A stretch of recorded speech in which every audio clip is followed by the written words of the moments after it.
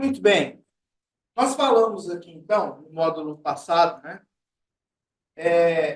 sobre a história de como Freud teorizou a psicanálise. E vocês vão se lembrar que ele começa falando sobre a questão do trauma. Trauma é toda aquela experiência que provoca no indivíduo a culpa, provoca no indivíduo sofrimento, dor, angústia. Como o indivíduo não quer ficar se lembrando disso, ele recalca isso ao inconsciente. Então, além da teoria do trauma, Freud coloca também a primeira tópica, que é conhecida como aquela que fala dos três lugares na mente humana: o consciente, o pré-consciente e o inconsciente. Para o inconsciente é onde se recalca as nossas memórias traumáticas. Um pouco mais para frente, Freud percebe que isso não era suficiente para explicar todos os problemas do indivíduo, e ele põe uma outra teoria, uma outra tópica, que ficou conhecida como estrutural, que é a do id, do ego e do superego. Então, nela ele fala que o id é a parte biológica da personalidade, a gente nasce com ela, e ela se desenvolve pelo princípio do prazer.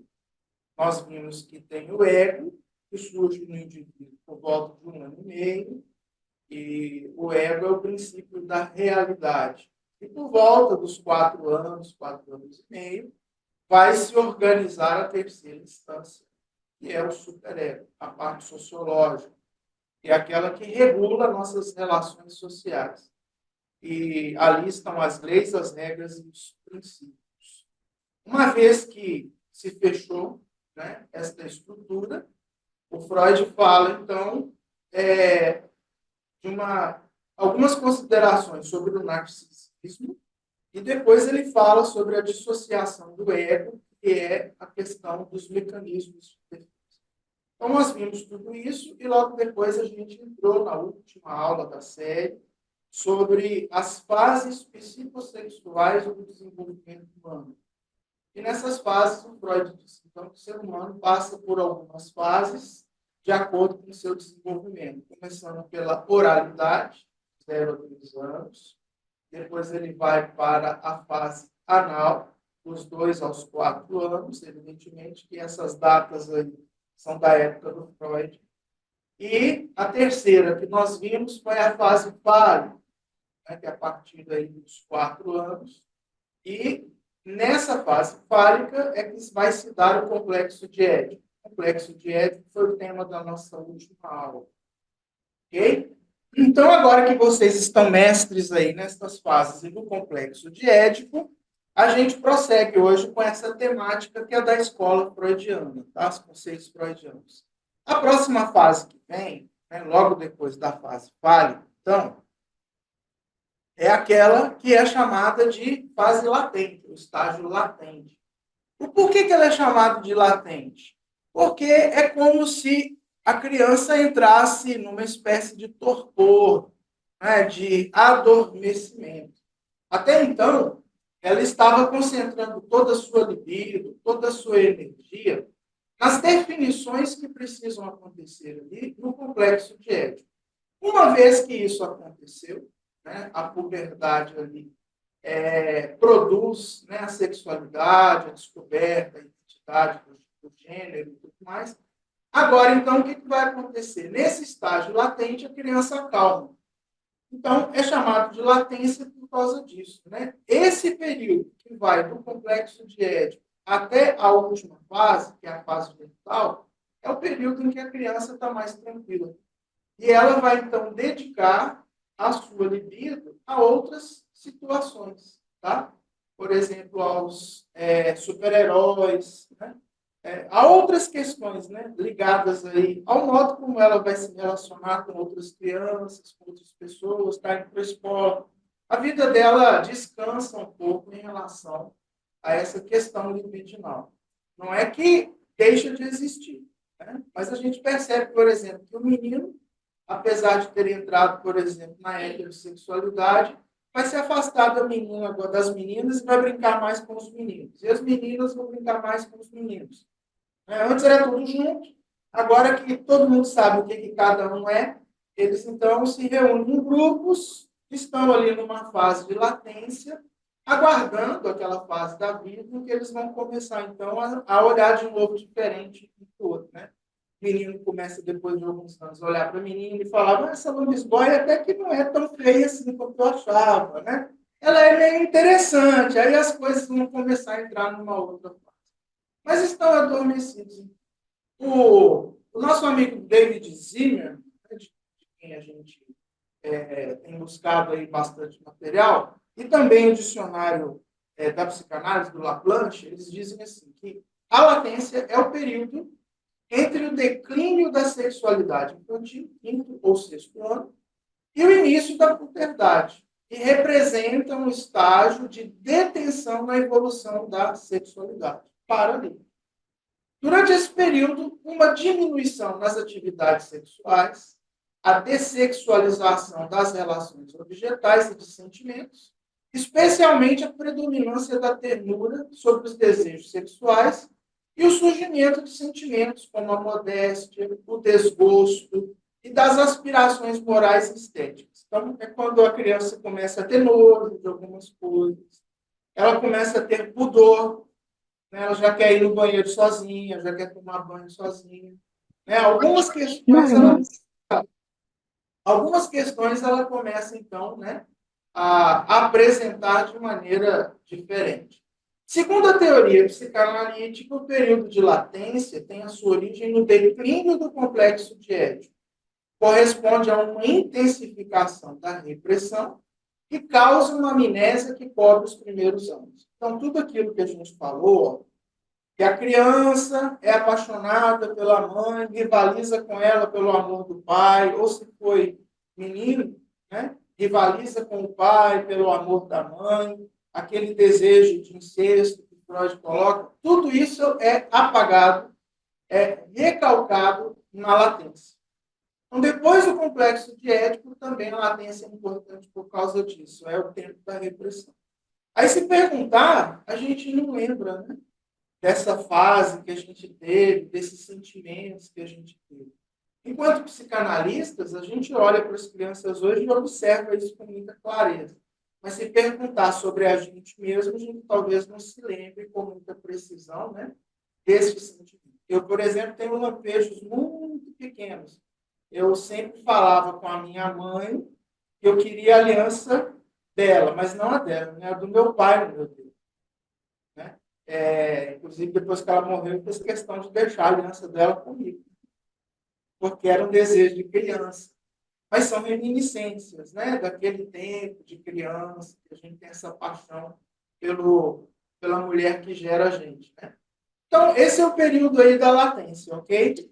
O que mais interessante pode acontecer na latência? O Freud fala que ela tem, né, uma relativa estabilidade. Não vai se desenvolver nenhuma outra organização da sexualidade, porque é latência. Né? Então, está tudo certinho no seu lugar, as crianças estão mais ou menos ali definidas, né? E elas estão seguindo agora um período com mais calma no que diz respeito às questões da sexualidade. Tá? O que vai acontecer aí? A fase latente, a criança, então, passa a se identificar com o pai do mesmo sexo. Nesse momento, então, quando no complexo de Édipo, o menino com medo da castração fala assim, então eu quero ser como o meu pai, quero achar alguém igual à minha mãe, na latência o que ele faz? Ele antes rivalizava com o pai, agora ele se identifica com ele. E a menina se identifica com a mãe.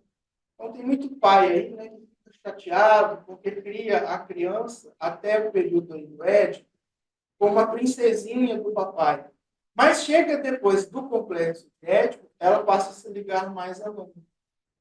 Né? E o pai fica chateado. E vice-versa. Né? O menino, que era o, o, o filhinho da mamãe, né? Agora ele passa a se ligar mais ao pai.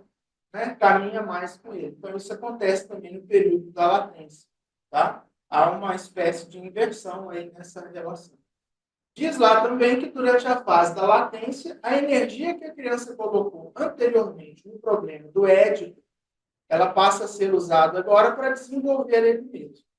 O superego já estava presente, porque desde a mais tenra infância a gente está ensinando as coisas para as crianças.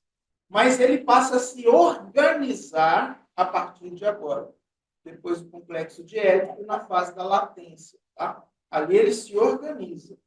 Então, a criança vai conseguir entender melhor essa organização de leis, regras, princípios, ética e moralidade. Okay? Antes obedecia porque estava sendo dito, mas sem muita compreensão. Agora não. Ele já compreende mais do que isso. Passa a ser o superego um código para suas relações na sociedade, suas relações com o outro. Então, a criança evoluiu de um bebê que tinha impulsos primitivos para um ser humano razoável, com sentimentos complexos como vergonha, culpa e nojo. E durante esse estágio, a criança aprende a se adaptar à realidade e também inicia o processo que Freud chama de amnésia infantil.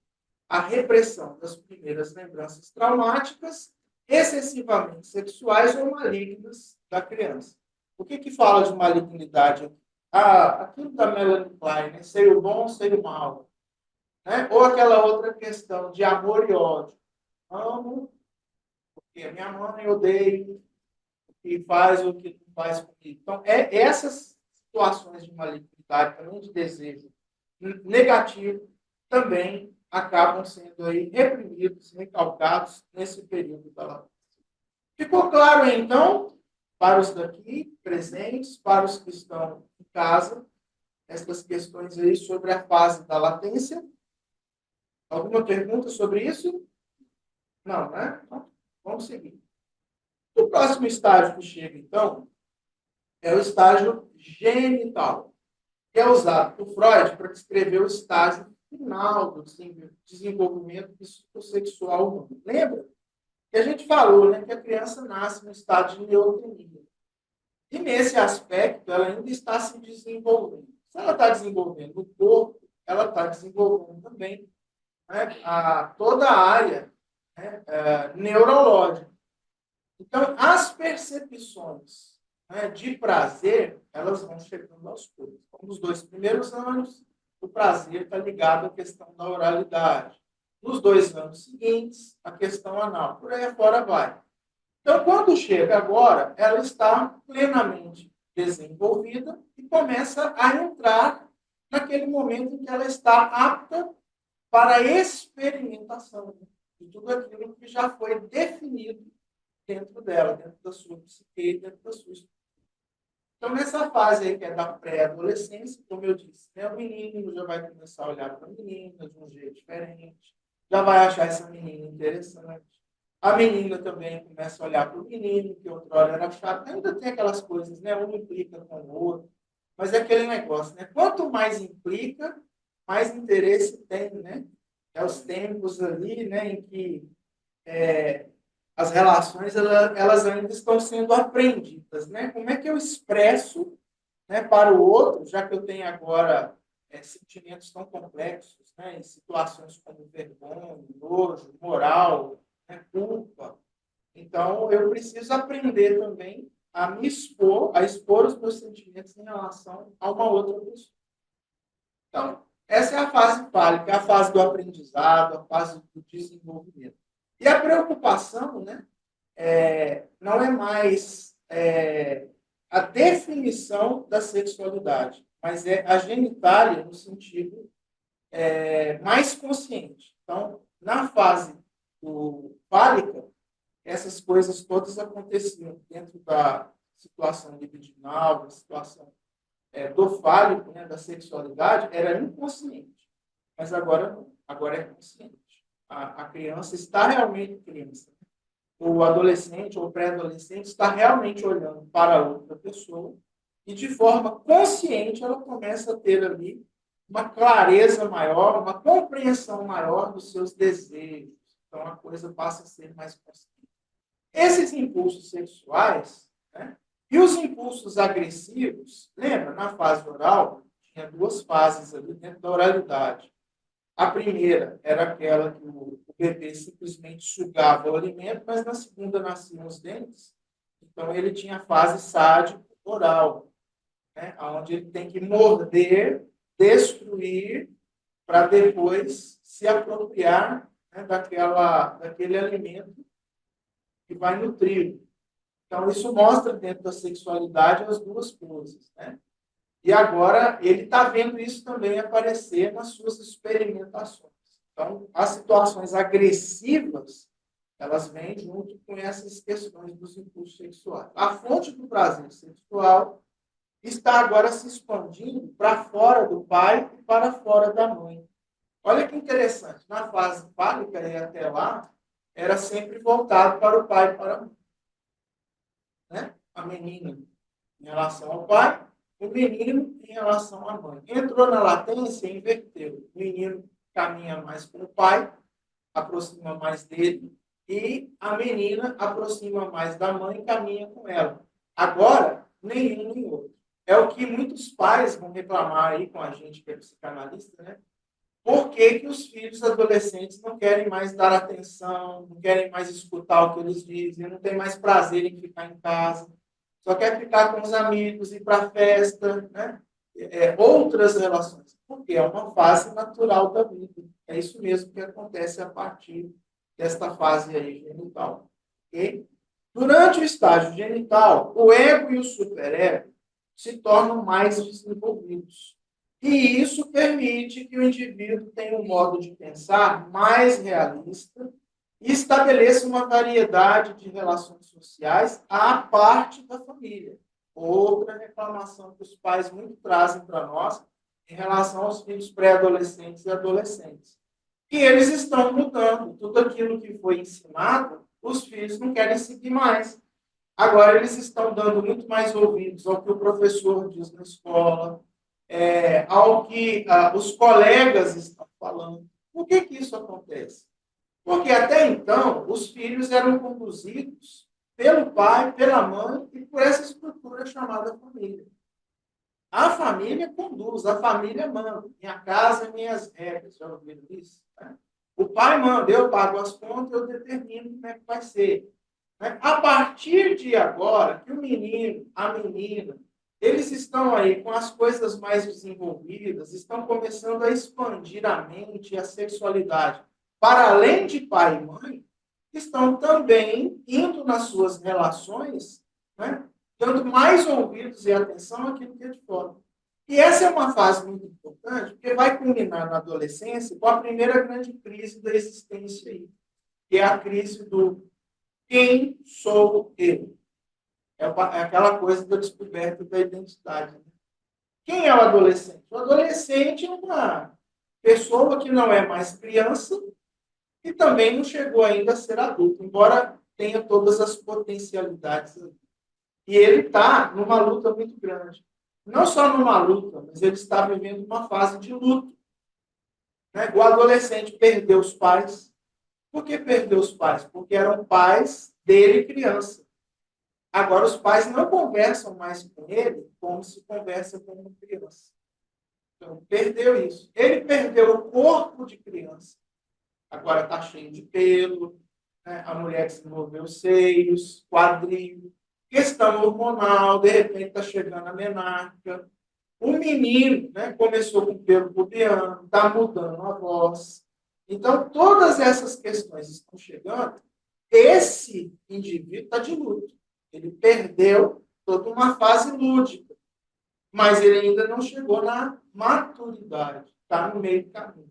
Então, nesse momento, ele coloca em xeque, ele testa tudo aquilo que ele recebeu como ensino de lei, regra, princípio, ética e moralidade dos pais. Será que tudo isso que me ensinaram é isso mesmo? Será que as coisas têm que ser feitas desse jeito mesmo? E aí é que eles vão, então, começar a experimentar outros modelos, outras situações, principalmente por causa da troca. Né?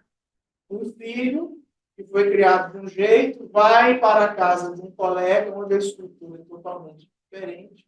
E ali tem uma interação onde eles conhecem outros mundos, outras regras, outros modos de se fazerem coisas que eram comuns. Então, é a fase em que ele começa a experimentar também, né, outras situações, né, para colocar em xeque tudo aquilo que foi colocado pela família no super. Então, veja só, e a descoberta da identidade. O que foi me ensinado que vai ficar? E o que foi ensinado que vai sair? Então, é ali que ele está desenvolvendo a sua identidade, né? Desenvolvendo essa estrutura no caminho da maturidade. Aí falo, né? Criar filhos não é brincadeira, os aborrecentes. É tudo isso mesmo, porque está havendo um conflito entre gerações, está mesmo. Tudo isso é a mais pura verdade. Mas a gente não pode esquecer que este ser está entrando agora nesta última fase da vida, que é a fase da maturidade, da busca mesmo pelo seu papel, e de aprender a caminhar a sua própria vida, né? Caminhando com as suas próprias pernas. Afinal, o Édipo, o Édipo não tem um negócio ali crucial chamado castração, é justamente para isso, é castrar, separar o que o pai está fazendo. Menino, para de ter essa unidade psíquica com a mãe e vai viver na direção do outro. Ó, no ético, a gente está empurrando a criança na direção de outras pessoas, na direção das relações originais. Pois bem, agora que entra essa fase, aquilo que tanto foi desejado aconteceu. E a gente acha ruim, né? Mas não deve achar, não. É um papel natural. Aconteceu com a gente, acontece com os filhos, e assim a vida segue. Então, esse estágio é iniciado na puberdade e ele pode não ser concluído até a vida adulta. Isso é interessante. Né? É aquele adulto que não amadurece. Tem também. Né? Então, o adulto que vai permanecer meio infantil, meio imaturo, durante, talvez, aí, boa parte da sua vida adulta, até adquirir o processo de maturidade. Então, é um estágio aí que começa, mas a gente não sabe muito bem quando é que termina. Para cada indivíduo, ele termina até que haja realmente o papel, a identidade, né, e a maturidade plena para que o indivíduo caminhe sua vida com as próprias coisas. E aí chegamos, então, né, a essa fase, né, interessante aí, que é das fases psicossexuais. O que acontece nesse momento? O Freud fala que aí também vão surgir mecanismos de defesa. E que esses mecanismos de defesa vêm justamente para proteger o ego das angústias. Para defender o ego, todas as vicissitudes da vida, daquelas coisas que vão, às vezes, contra a própria moralidade, a ética do sujeito. Né? Aquilo que o envergonha, aquilo que o faz sentir assim, uma certa repulsa. Pode ser até mesmo sentimentos que ele tenha em relação ao pai, à mãe, a outras pessoas. Né? Essas coisas precisam ser, de alguma forma, sublimadas, expulsadas do consciente do indivíduo. Então, é aí que vão começar a surgir com mais intensidade os mecanismos de defesa. E olha que coisa interessante. Né? O mecanismo de defesa surge porque existem conflitos na estrutura psíquica. E há dois tipos de conflitos, né? Segundo aquilo que ficou bem claro aí nos trabalhos do Freud, também da Ana Freud, principalmente. Há um conflito intersistêmico, e esse a gente conhece bem. Né? Você tem o ego, de um lado você vai ter o id, do outro o superego. Então, o id entra em conflito com o superego e vice-versa, e quem resolve a demanda? O ego. Então, esse aí a gente conhece bem. É intersistêmico. Né? Entre as partes constitutivas desse sistema, existe um conflito aí.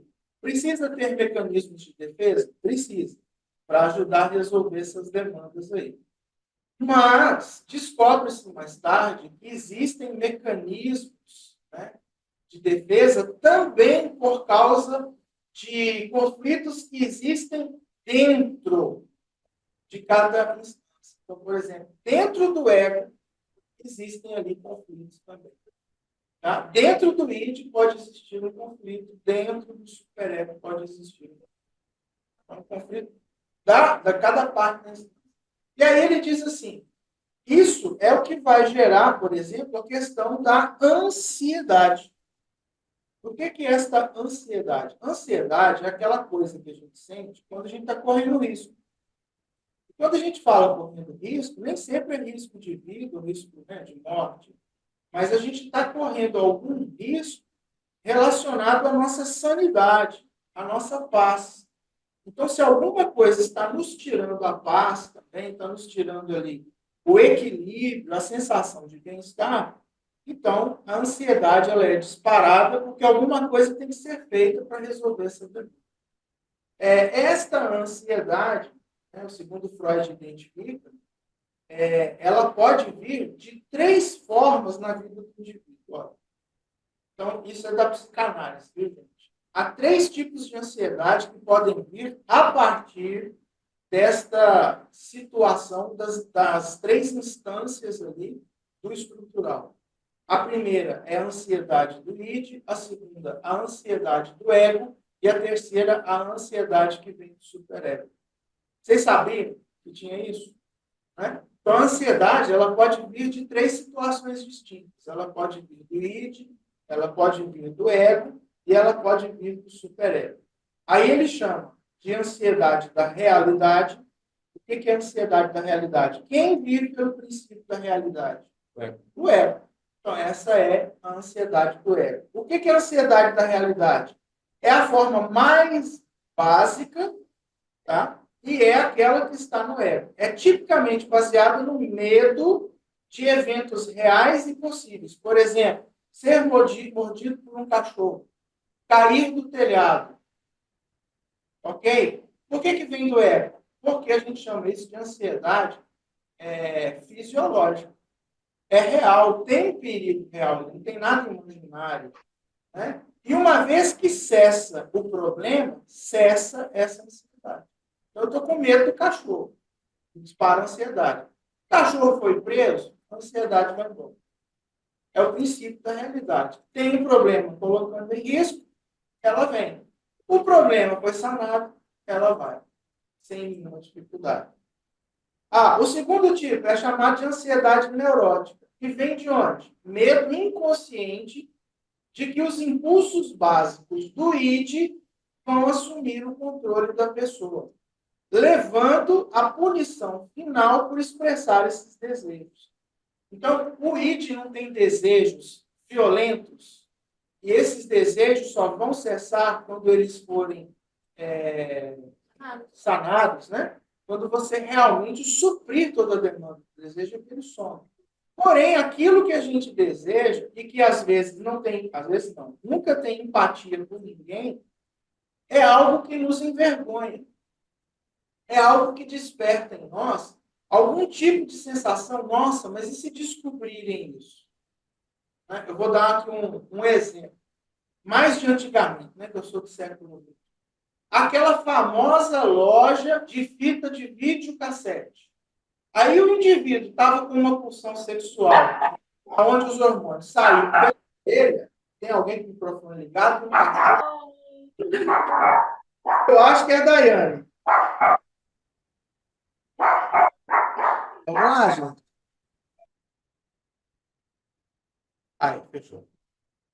Então, para comprar ou alugar um vídeo pornô, né, uma fita de vídeo pornô, você passava uma vergonha muito grande, porque você tinha que chegar na loja e ficar olhando se tinha alguém conhecido. Primeiro problema. Segundo, os vídeos ficavam numa salinha em anexo ali, separado. Podiam ficar junto com os vídeos de família. Às vezes tinha família ali, criança ajudando a escolher filme por semana, né? E o indivíduo querendo pegar o pornô dele, mas com vergonha. É isso que é essa ansiedade neurótica. Aí, com muito custo, ele entrava dentro da sala, mas morrendo de medo. Porque e se tivesse dentro da sala alguém conhecido? E aí, por fim, ele entrava lá com toda aquela vergonha, porque o impulso era violento, ele não conseguia segurar. Consegui escolher um vídeo e na hora de sair era outro problema. E se eu saio agora e alguém me vê saindo dessa sala? Alguém que me conhece. Ainda tinha o problema de encontrar lá com a pessoa que trabalhava na loja, que sabia seu nome, seu endereço, né, que ia receber o valor pago por você, e que sabia que você estava levando uma fita pornô para casa. Então, esse é a famosa ansiedade do id, né, que é chamada aí, né, pelos teóricos de ansiedade neurótica. É o medo inconsciente de que os impulsos básicos do id vão assumir o controle da pessoa. Eu não vou ter domínio sobre isso. E aí, como é que eu vou fazer? A vergonha está lá, a culpa está lá, tudo mais. E aí tem o terceiro tipo de ansiedade, que é chamada de ansiedade moral. E essa vem de onde? Vem do superego, né? Que é o castrador, que é aquele que diz que não pode, porque tem lei, regra, princípio, moralidade. E ela aparece em que forma? Na forma do medo de violar valores ou códigos morais. E aparece também como algo de vergonha pública. Né? Então, imagina que a pessoa está querendo fazer algo pulsional, porém, o medo dela não é a satisfação do desejo. O medo dela é que alguém descubra. Né? E se alguém me pega, eu vou passar uma vergonha muito grande. Então, por medo de ser pego, ó, por medo de violar a regra, ele sofre da ansiedade. Então, sempre que as pessoas chegarem lá no nosso setting analítico, né, dizendo assim, estou ansioso, é óbvio que todos nós, em algum momento, vamos ter algum tipo de ansiedade vindo de um dos aparelhos. Né? Mas existem pessoas que, de certa maneira, elas vão ter um tipo de ansiedade, mais em termos de transtorno mesmo, vindo de uma dessas demandas aí. Ou será esta ansiedade da realidade, porque traumatizou, às vezes o medo do cachorro é porque ela já foi mordida por um cachorro. Né? Então a gente tem que tratar o trauma. Tem uma ansiedade ali mesmo toda vez que ela vê um cachorro. Mas por que foi mordido? Então, é a ansiedade da realidade. Você tem a ansiedade neurótica, que é a que vem do id. Né? Então, a pessoa tem muito desejo em determinada área pulsional, né? E ela tem medo de que isso assuma o controle dela. E ela não sabe como contornar isso. Ela fica com essa ansiedade. Quer, mas ao mesmo tempo ela fica ali com medo de se tornar uma pessoa extremamente pulsional pela vida. E a terceira, a ansiedade moral, que tem que superego, é o medo de quebrar ou violar um código pela vergonha que vai passar. Então, ele prefere não fazer. Muito religioso vai estar aí mais preso dentro da ansiedade moral. Eu aprendi lá no meu código religioso que tal coisa não pode. Embora eu esteja morrendo de vontade de fazer, eu não vou fazer, eu vou reprimir. Tá? Eu vou reprimir. Mas isso vai gerar em mim uma ansiedade, porque eu não consegui sublimar estes impulsos e desejos, mas eu não consigo também saciá-lo pelo medo de ser pego. Ok? Então, Freud trabalha essas coisas aí, que são os mecanismos de defesa do ego. Daqui a pouco nós vamos ver um pouco mais aí sobre isso, tá? Bom, quando a ansiedade ocorre, então, a primeira resposta da mente é o quê? É buscar, né, maneiras racionais de escapar dessa situação da ansiedade, aumentando os esforços de resolução dos problemas.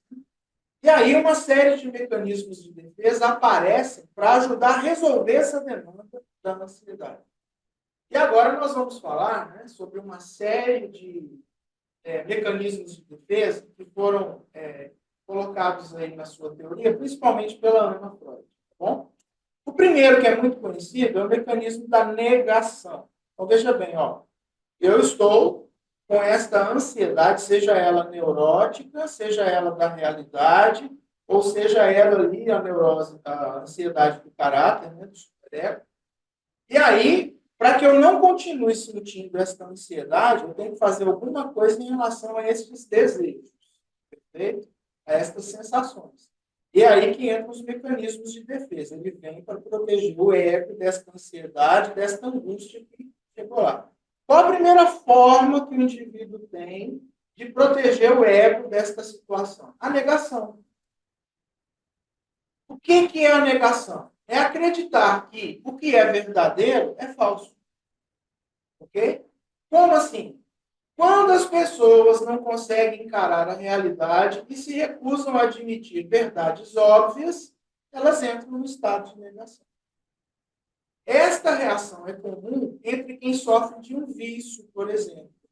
Olha só, Você vira para uma pessoa que tem problema de alcoolismo e fala com ela assim, ó, você está com vício de alcoolismo, você precisa de tratamento. Ela fala, eu paro quando eu quiser.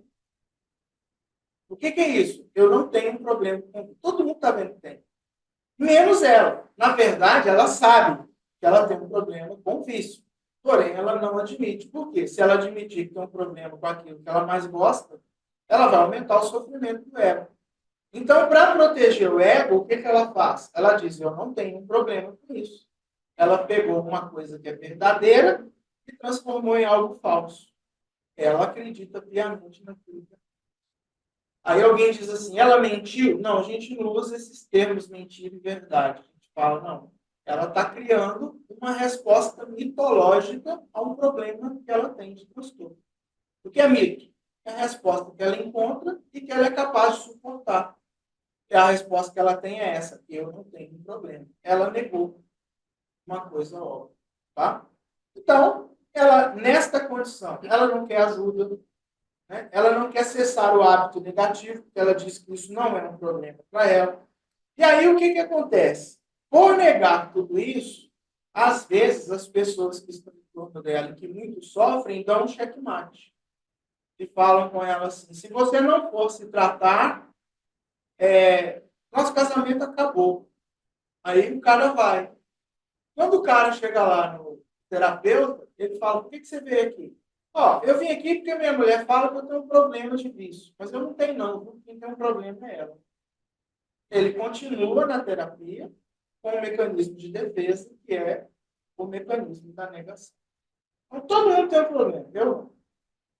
Ok? Então, aquilo que é verdadeiro, para ele é falso. Com isso, ele não sofre.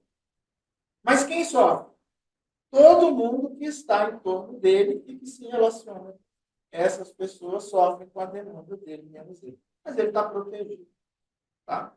Segundo tipo aí de mecanismo de defesa do ego, deslocamento. O que é o deslocamento? Tirar impulsos de um alvo menos ameaçador. De um mais ameaçador para um menos ameaçador. O que é isso?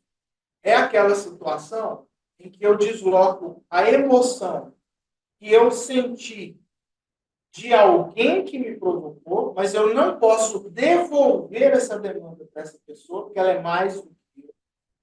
Mas quando eu caminho pela vida, eu vou deslocar essa raiva para outra pessoa. Então, por exemplo, a gente fala assim, ó, no meu serviço, o meu patrão brigou comigo, me humilhou na frente dos meus colegas, me deu lá uma punição, diminuiu o meu salário. Mas como ele é meu patrão e eu não posso perder o emprego, eu não reagi, eu fiquei calado.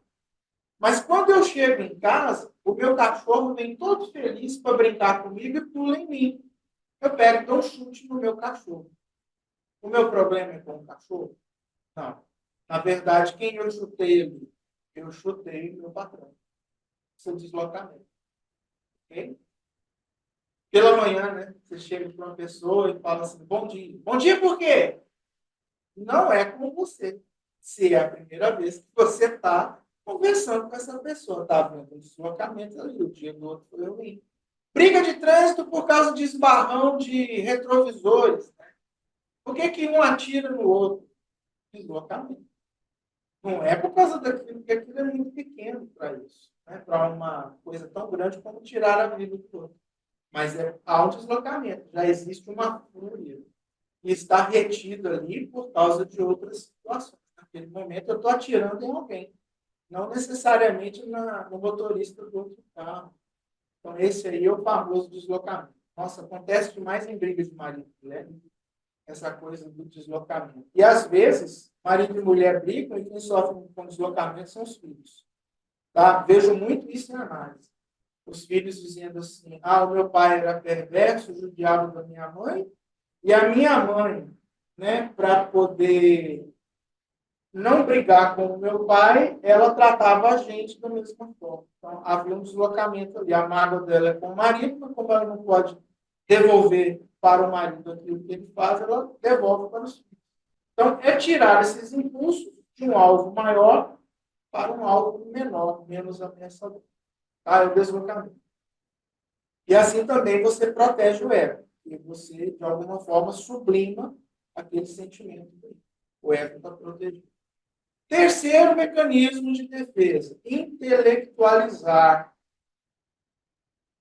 O que é isso? É evitar as emoções inaceitáveis ao focar nos aspectos intelectuais. É parecido com a racionalização, nós vamos falar mais para frente, né? Só que a intelectualização ela é caracterizada pela visão racional e calculista de eventos ruins. Então, quando é que isso acontece? Um exemplo é quando uma pessoa recebe o diagnóstico de uma doença e, em vez de procurar saber sobre os sintomas da doença, ela foca em outros fatores. Por exemplo, o que causa isso? É um vírus? Uma bactéria? Que vírus é esse? Qual a classe desse vírus? E esse vírus a gente pega, ela vai conversar sobre um monte de coisa, desloca dali para outra situação, mas tudo isso para não tocar no ponto principal, que é o que vai acontecer com ela, né, a sintomatologia a partir dali. Então, a intelectualização desloca, tá, o foco da minha atenção consciente para pontos do problema, mas que não vão trazer para mim sentimentos ruins. Tá? Então, por que eu encaro essa doença numa boa? Porque eu não penso nas consequências dela também. Eu não quero saber o que vai acontecer. Ok? Eu desloquei de um modo intelectual toda a minha atenção e o meu esforço para outras situações mais periféricas, ao invés de me concentrar naquilo que realmente me traria mais angústia. Tá? Então, eu tiro dali o meu foco. Muito bem. Quarto mecanismo de defesa, projeção. Está vendo aqui, né? O data show projetando ali, né? O nosso PowerPoint. Então, dá para ter uma noção de como que isso protege o nosso ego. As pessoas transferem traços de personalidade e sentimentos que não conseguem aceitar como parte de quem são para outros indivíduos. Então, como que a projeção pode acontecer? Olha só que coisa interessante. A projeção pode acontecer. Uma vez eu estava numa sala de aula e nós tínhamos ali uma pessoa falando sobre o marido que maltratava a esposa. E aí falava sobre um grupo de mulheres que era tratada porque apanhava do marido, mas que elas tinham autoestima baixa, não conseguiam separar-se dele. Por várias situações. Acreditavam que eram inúteis, que não conseguiriam sobreviver sem ele, né, que a vida iria perder o sentido, ou por causa dos filhos, tinham medo de separar. Por vários motivos que deixavam ela ali. E era uma época em que na escolinha do professor Raimundo tinha um personagem lá, que era o próprio Chico Anísio que fazia, né? Eu esqueci o nome da mulher, né? Mas ele maltratava ela demais. Ele falava, quando ela reclamava, ele falava assim, né? E aí depois alguém que estava vendo ele humilhar a mulher, falava com ele assim, coitado, ele diz, está com dó, leva para você. Então ele maltratava essa mulher lá. E o que acontece? Um camarada que estava assistindo a aula, muito gente boa, ao ouvir, né, aquela exposição, ele fala assim, mas tem mulher que apanha porque gosta. Porque lá no personagem perguntava isso para a mulher, por que você fica com ele? E o bordão dela é, porque eu gosto. Né? Então ele fala isso. Tem algumas que não saem porque gostam. No que ele falou isso, uma colega que estava assistindo a aula com a gente levantou e partiu para cima dele, na maior ignorância. Colocou o dedo em risco, apontou no nariz dele e começou a dizer cobras e largatas. A gente ficou assim, sem entender aquilo, porque é como se ela quisesse pular em cima dele e bater nele. A coisa ficou. E todo mundo assim, preparado, né, para segurar caso o pior acontecesse. Mas ela extravasou, ela falou um mundo para ele lá por causa dessa brincadeira. Quando ela acalmou um pouquinho, que ela foi e sentou, a professora, que era muito assim, experiente. Minha querida, eu quero falar uma coisa para você. Você acabou acabou de fazer duas coisas aqui que são mecanismos de defesa do seu ego. Você fez transferência e fez deslocamento. Três coisas. Transferência, deslocamento e projeção. Aí ela fala para a menina assim, você tem um relacionamento abusivo ou você saiu recentemente de um relacionamento abusivo? Qual foi? Aí a moça começa a chorar. E a moça fala, faz alguns meses que eu saí de um relacionamento abusivo, onde ele batia em mim, aí ela conta a história. Aí ela diz assim, então, você projetou aspectos da sua personalidade para o seu colega.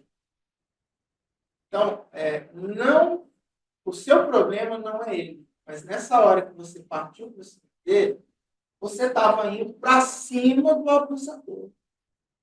Mas você deixou sair aqui aspectos importantes da sua personalidade.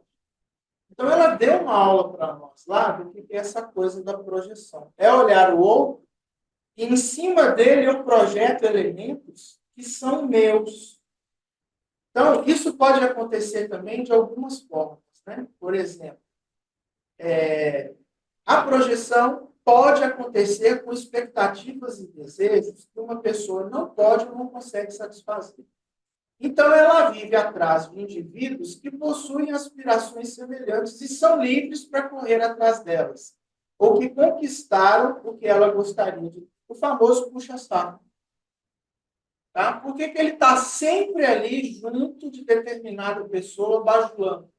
Porque essa pessoa atingiu, conseguiu alguma coisa que ela ainda não. Então, ela está ali bajulando e ela fica junto porque ela quer chegar lá. O que é isso? Projeção de aspectos da personalidade sobre o outro. Então, é uma forma também de você atenuar o sofrimento do seu ego. O sofrimento de ainda não ter alcançado o que tanto quis, que é o desejo. Mas você se junta a outro que conseguiu, bajula e se liga, porque através disso você quer chegar lá. Certo? Quinto mecanismo de defesa. Agora sim, a racionalização. Qual a diferença dessa para a outra? A outra desloca o pensamento consciente para áreas que são as áreas do problema que não me angustiam. Tá? E essa? Essa é aquela que cria justificativas falsas, porém verossímeis. Poderiam ser verdadeiras. Então, a racionalização é aquela que cria as explicações lógicas para justificar um comportamento ou um sentimento. E aí o que faz? Ela, por exemplo, ofendeu publicamente alguém de uma maneira desproporcional, ela agiu de uma forma. Aí depois, para não sentir vergonha ou culpa do que fez, ela se justifica. Eu fiz isso, mas a culpa não é minha, a culpa é dele, porque ela cria, então, uma explicação racional para o fato. Você vai ver muito da racionalização no set analítico. Eu errei muito no começo das minhas análises, né, quando eu peguei meus primeiros pacientes. Por quê? No afã de resolver logo o problema dele, em algumas vezes eu cometi o pecado de dizer ao outro o que ele tinha de fazer. Não se deve fazer isso nunca. Né? Mas eu fiz isso. E uma vez eu lembro de ter dito para uma moça que namorava um camarada extremamente perverso, que estava machucando ela, né? Inclusive fisicamente. E aí eu falei com ela, olha, você precisa deixar esse relacionamento abusivo. Nesse momento, ela entra com esse mecanismo de defesa da racionalização e ela cria justificativas falsas, porém verossímeis, dava para acreditar, do porquê não deveria largar essa pessoa. Eu falei, bem feito para mim, né? Bem feito para mim. Não sou eu quem determina o que o outro deve fazer. Eu deveria levá-la a entender qual caminho seria melhor e mais assertivo para ela. Quem decide é ela. 1 ano e meio depois, ela me liga num dia de domingo, chorando e dizendo assim, você pode me atender agora? Eu estou muito angustiado. Finalmente eu entendi aquilo que você disse para mim na análise daquele dia. Eu falei, ok, eu preciso deixar o fulano. Aí o caldo já tinha entornado, já estava toda roxa, né? Aquela situação toda lá desesperadora. Mas não racionalizava mais. Agora ela tinha certeza e convicção do que seria o melhor para ela. Tá? Então, racionalização é isso. Você vai ver muito isso, essa resistência que o indivíduo tem. Às vezes, na análise, ele está quase chegando no ponto, né, daquilo que você acha, né, que você pensa ser o melhor para ele. Mas, de repente, por alguma situação, ele decide voltar atrás e não tomar aquela decisão.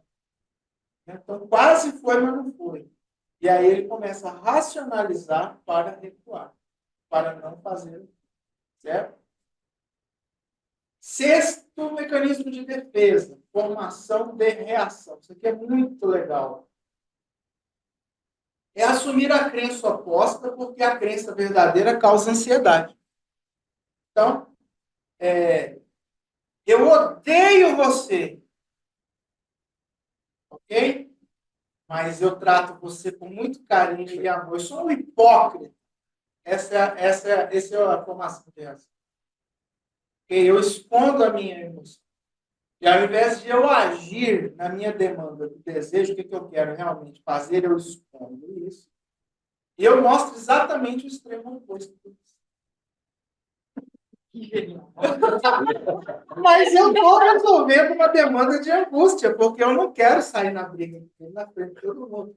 Aí eu entro com essa formação reativa, né? Mecanismo de defesa que consiste em expressar o sentimento oposto ao que se sente, ao que se deseja ou pensa para reduzir a ansiedade. Ok? Uhum. Então, eu gosto muito de uma coisa, eu estou desesperado por uma coisa, mas eu não posso me satisfazer naquela coisa. Eu, então, alimento o extremo oposto. Eu não gosto disso. Não gosto disso, eu detesto. Que é um bombom. Por isso que falam detesto bombom, eu não gosto, me dá nada. É uma formação negativa. É por isso que falam que quando você odeia, porque você ama. Por isso é que eles falam assim, quanto mais, principalmente os adolescentes, aquilo é formação reativa. Quanto mais o menino implica com a menina, puxa o cabelo dela, não dá paz para mim. Ele puxa o cabelo, ele diz, ô nariguda, ou não sei o quê. É porque ele está morrendo de vontade que essa menina namora ele. Aí ele entra com o quê? Com uma formação reativa. Ele não quer mostrar para todo mundo que é apaixonado por essa menina. Ele sofre por ela. Então, como ele faz? Ele mostra o extremo oposto do desejo.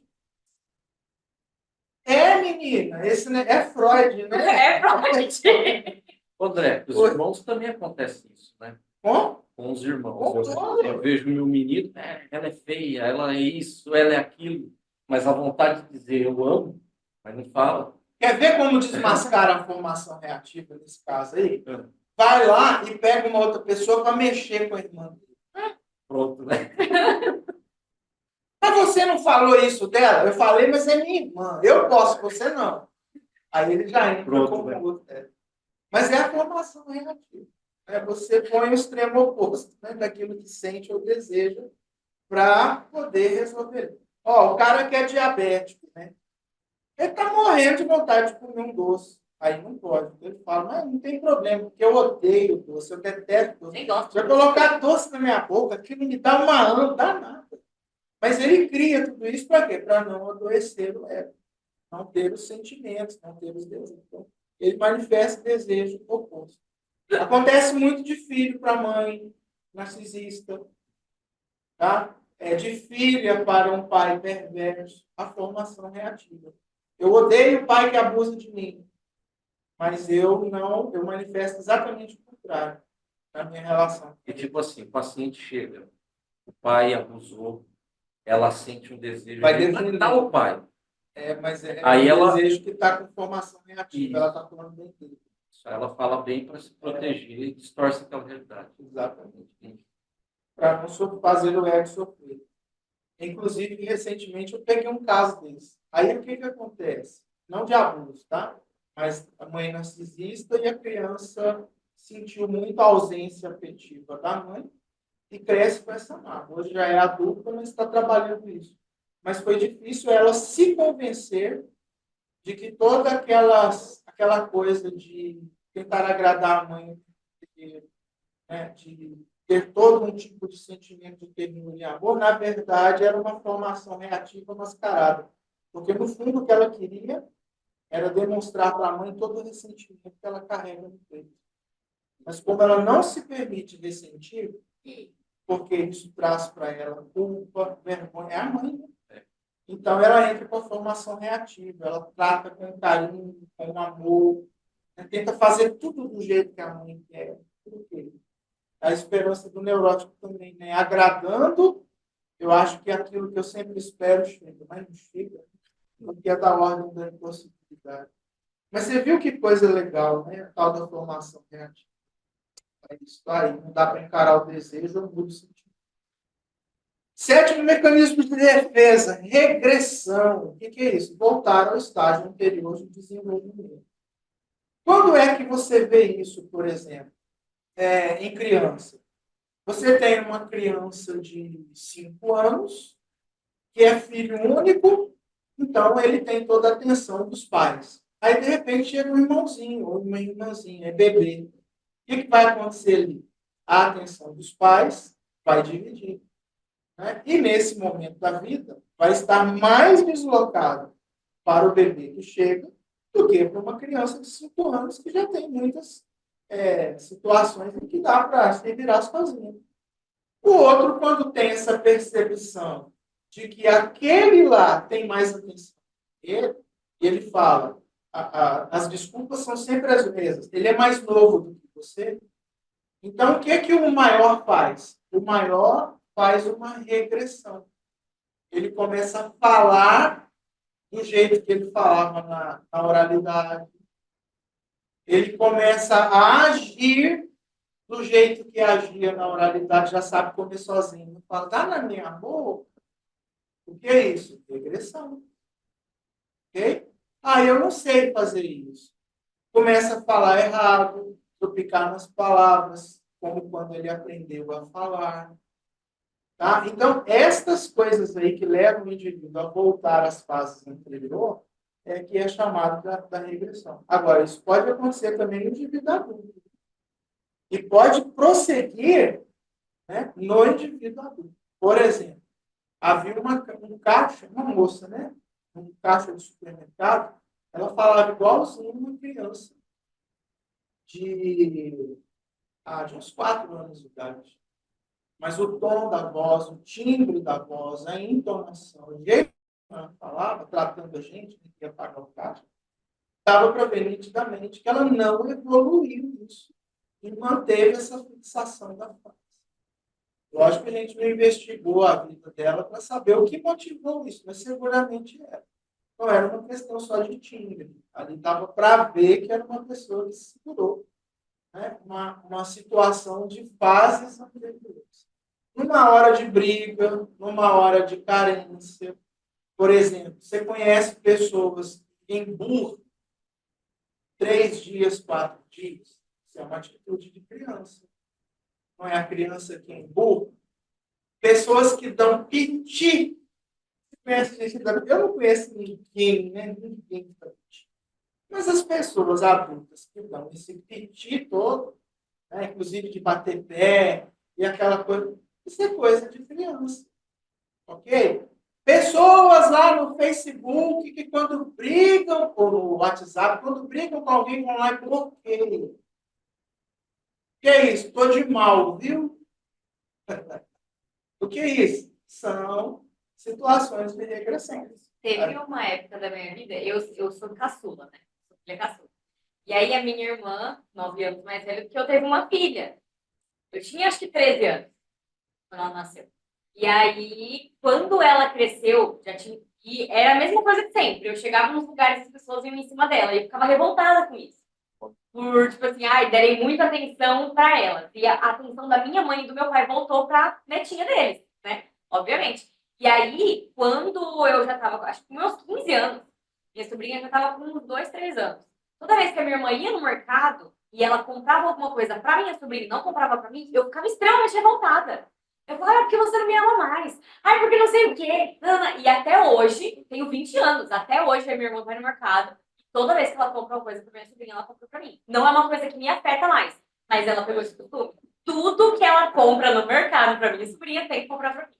Vocês ouviram aí, né? A história aqui contada pela Thaís, né? Experiência pessoal. Muito bem, essa é a regressão. A próxima é a repressão. O que é repressão? Empurrar pensamentos desconfortáveis para fora da consciência. Então, se está na minha consciência, está machucando. Eu vou empurrar isso para fora. Como? Memórias de eventos desagradáveis são reprimidos a fim de proteger o indivíduo do sofrimento atrelado a eles. Elas não desaparecem, mas ficam guardadas no inconsciente e, assim, podem influenciar o comportamento e a maneira de pensar. Por exemplo, uma pessoa que sofreu abusos na infância pode ter dificuldade de firmar relacionamentos saudáveis na vida adulta, sem saber o porquê. Ela sabota suas relações, esconde os seus sentimentos ou escolhe parceiros abusivos, que é a repetição do trauma. Qual o outro nome que a gente dá para a repressão? Recalque. Exatamente isso é o que a gente mais conhece, mais trabalha, recalque. Ó, essa mesma pessoa que eu falei, que eu estou tratando, que deu um problema com a mãe narcisista, né, ela revela o seguinte: eu tenho um namorado, esse namorado é extremamente carinhoso, esse namorado me diz que me ama, esse namorado me trata de um jeito que ninguém nunca me tratou antes. Lembra? É a filha de uma mãe narcisista que sempre esperou que a mãe desse para ela esse carinho, esse afeto que o namorado dá. Mas o que ela fala para o namorado? Não sei se eu te amo mais, não. Não acredito. Ela é menina. Não acredito em você, não. Por que ela faz isso? Ela está descobrindo uma análise. Como ela esperava isso da mãe e a mãe não deu, ela tomou como um mecanismo de defesa não esperar isso de mais ninguém. Assim, ela não se machuca. Percebe o que é isso? Tá? Então, se eu espero que alguém me ame e esse alguém não me ama, é só eu não esperar isso de mais ninguém. Eu nunca mais vou sofrer. Então, pessoas que têm bloqueio emocional, vem tudo da mãe do pai. Ah, problema da mãe do pai. Sacou? Aí, o que ela está entendendo? Que ela não é mais criança, que ela precisa desenvolver amor próprio. E se a mãe tem uma demanda de falta, é narcisista, não tem empatia, ele nunca vai dar para ela o que ela quer, ela tem que parar de esperar. Ela que tem que se amar, e ela agora que tem maturidade para saber se defender nas relações, ela precisa acreditar que encontrará o que ela tanto espera, não na mãe, mas na relação com outras pessoas. E pode ser, inclusive, namorado. O grande problema é que você talvez não tenha uma decepção com ele como você tem com a mãe. Mas pode ser que você nunca encontre o seu corpo. Você deixa de encontrar aquela pessoa que poderia te dar exatamente aquilo que você esperou dele. Aí a pessoa acorda, né? Ah, então eu vou amá-lo. Ai, que lindo isso, gente. Eu cobro dobrado nessa situação. Eita, viu? Né? A pessoa finalmente descobre que pode amar, que ela pode acreditar. Porque ela, se tiver aquilo que ela tanto quer, que maravilha, chegou, né, a minha vez. E se não chegar, ela se defende e parte para outra. Agora ela é adulta, ela não é mais criança. Né? Então a pessoa descobre isso. Mas é o recalque, né? A repressão. Olha o que faz com a gente. Né? A gente às vezes perde muitas coisas. Muito bem. E a nona é a supressão. O que é suprimir? Suprimir é retirar, né? Ok? Então eu tenho uma série de coisas aqui, eu vou suprimir isso aqui. Isso aqui eu não quero. Então, de todo um contexto, eu tiro uma parte. Você vai ver muito isso. É um recalque quando ele não é completo, tá? Então, eu não lembro de todo o abuso, mas eu lembro de partes dele. Mas por que eu não lembro daquela parte principal? Porque essa eu tirei. Então, é esse que causa angústia. Não foi 100% É, recalcado. Na verdade, tem gente que vai chegar e vai falar assim, meu problema é meu pai, ela sabe. O pai sempre foi abusador, mas esquece o principal. Por quê? Porque esse principal suprimiu da história. Aparece depois. Quando finalmente volta lá do consciente. Essa é uma das coisas. Né? Ó, é conscientemente forçar os pensamentos indesejados para fora da consciência. Então, um pai abusador, por exemplo, você não quer isso na sua cabeça. Você força isso para fora. É uma forma consciente e intencional de repressão em que você escolhe não interagir ou falar sobre pensamentos, sentimentos ou situações angustiantes. Você está ciente deles, mas pode adiar abordá-los para mais tarde. Vamos conversar sobre luto? Ah, não, isso eu não converso sobre isso. Vamos mudar de assunto. O que eu estou fazendo? Suprimindo. Por quê? Porque esse assunto é o ponto da dor. Você vai ver muito isso na análise. Tá? Quando você fala assim, fala da sua relação com a sua mãe. Aí a menina vai lá e fala a relação com a mãe. Tá? Fala do seu pai. Ah, eu não tenho muita coisa para falar do meu pai. O pai foi um pai normal, assim, mas, sabe, a minha mãe, por causa do meu pai ser assim, ela aí sai do pai e volta no. O que ela fez? Suprimiu. Ela não quer falar desse pai. Por que ela não quer falar desse pai? Porque não lembra? Porque dói. Exato. Contadora do trauma. Agora a gente não força tanto. Numa outra sessão a gente pergunta de novo. Numa outra sessão você pergunta de novo. Por quê?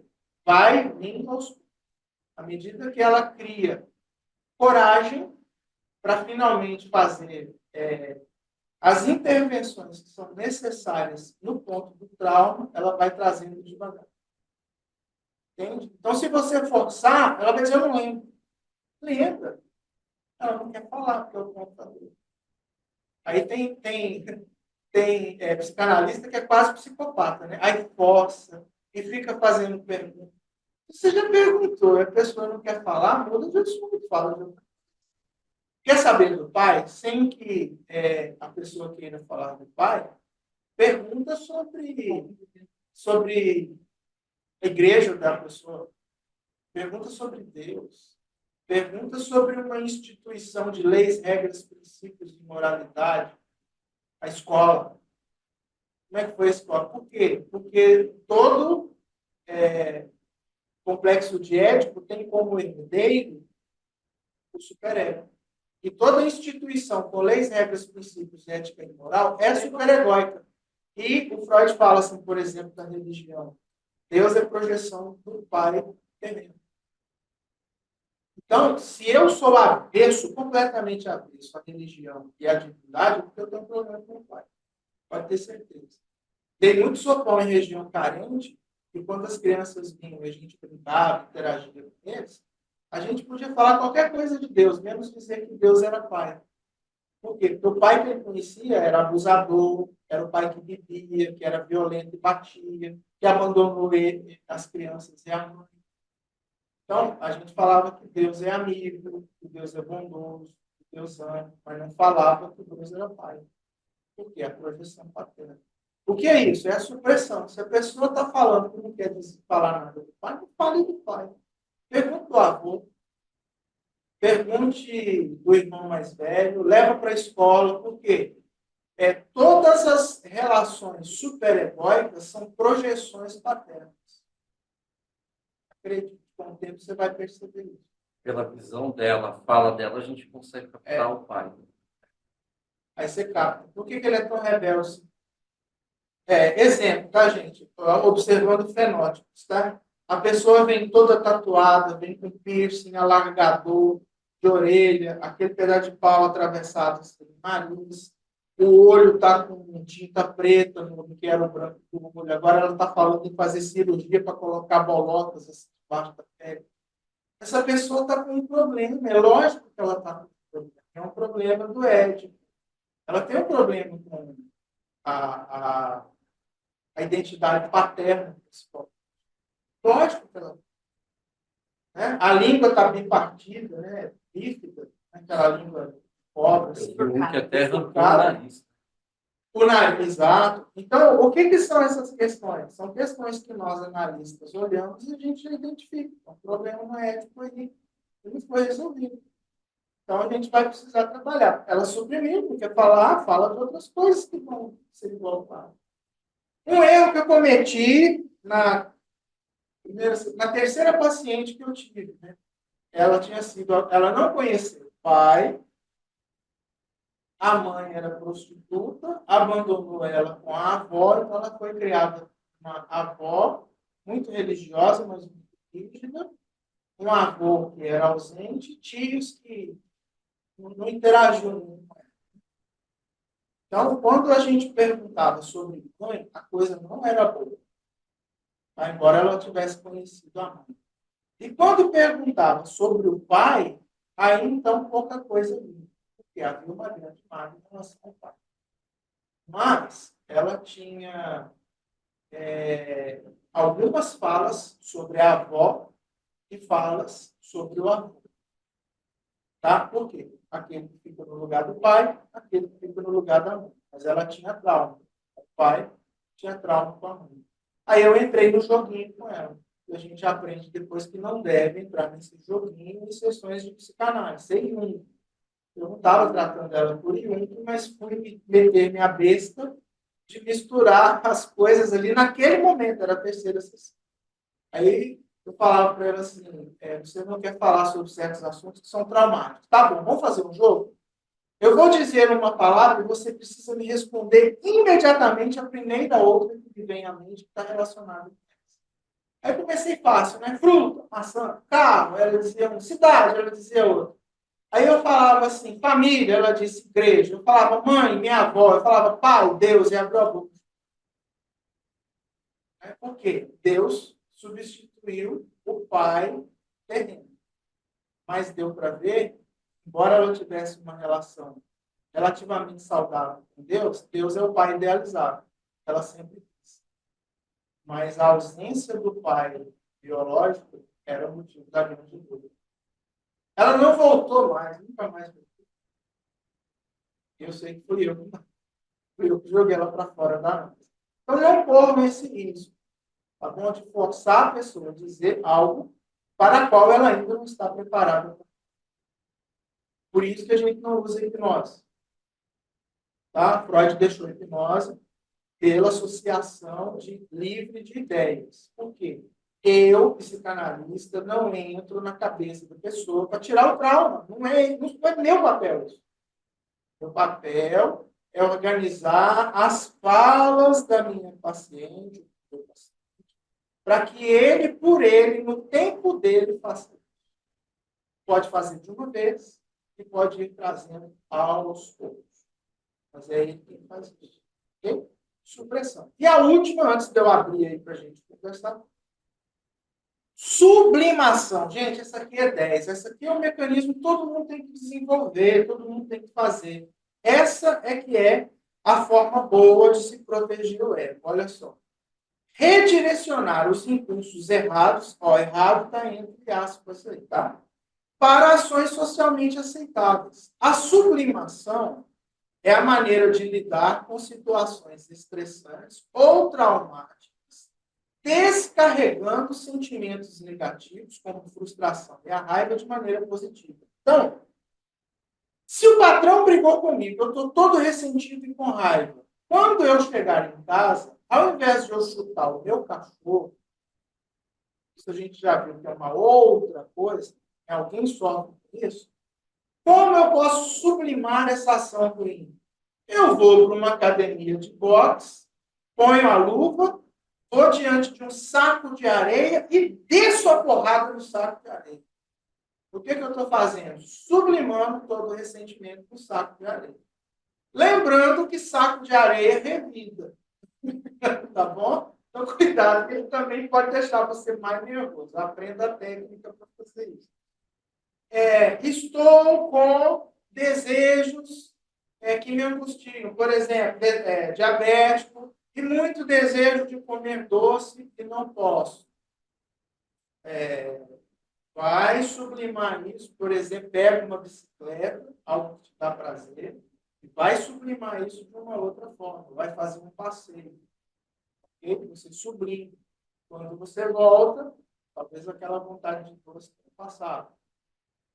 E por aí afora vai. Então, a sublimação é você achar alguma coisa onde você pode descarregar desejos e sentimentos ruins, sem que isso traga as consequências difíceis. Hoje eu estava fazendo uma análise de um indivíduo muito ansioso. Ele estava falando assim, eu estou muito assim, a minha ansiedade está falando, aconteceram algumas outras coisas que deixaram assim, assalto, arma, essas coisas. Ele estava muito mais do que de costume. Aí ele falou assim, as pessoas estão vindo conversar comigo sobre coisas corriqueiras. Eu fico acelerando elas por falta de educação. Fala logo o que você precisa. Mas eu estou vendo que isso não está legal. Eu falei, é porque você está descarregando o menor, né, um sentimento que você queria, por exemplo, ter descarregado do ladrão que apontou a arma na sua cara. E aí, falei, como eu sublimo isso? Eu falei, o que você tem feito? Eu estou indo para o shopping e estou gastando demais, tá? Além do que eu deveria. Vamos sublimar de outra forma. Uma coisa que te dê prazer e que você pode fazer e que não tem conta para pagar no fim do mês, que não vai deixar você mais gordo, não vai deixar você embriagado. O que você gostaria muito de fazer, que te dá prazer? Cara, eu preciso voltar à aula de espanhol. Eu falei, tá aí. Você vai sublimar esta ansiedade fazendo algo que te dá prazer, né? Vai aprimorar uma língua que você já conhece, você vai ganhar conhecimento, você está sempre viajando aí para países que falam espanhol. Então, e é beleza. Né? Esse prazer não te custa. Entendeu? A sublimação. Estou olhando para a mulher do vizinho, estou morrendo de vontade de dormir com a mulher do vizinho. Vai para a academia, 30 sessões de 50 puxada lá, de ferro, volta para casa arrebentado, sublimou. Ok? Não tem mais desejo de nada, não sei tomar um banho e dormir. Você está todo quebrado, sublimou. Certo? Vai procurar alguma coisa que depois não tenha nenhuma conta para pagar. Isso é a sublimação. Nós falamos aqui, sublimação de fase oral. Tem uma sublimação de fase oral, eu tenho uma fixação de fase oral onde eu fumo, aonde eu bebo, errou unha, ou eu estou sempre com caneta na boca, lápis na boca. Isso não é bom. Como eu posso sublimar isso? Vou aprender a tocar flauta, a tocar um instrumento de sopro, vou aprender oratória, vou me tornar um professor, vou dar aula pela internet, vou aprender canto. Eu estou sublimando uma fixação de fase oral em algo que me será prazeroso e que eu não tenho uma conta negativa para pagar. Deu prazer e foi um prazer que gerou frutos. Gerou boas coisas para mim e para os outros que têm ali relação. Ok? Esse aí é um mecanismo de defesa que todo mundo tem que aprender a fazer. Ok? Os 10 mecanismos aí. Deixe-me, então, né, tirar isso aqui.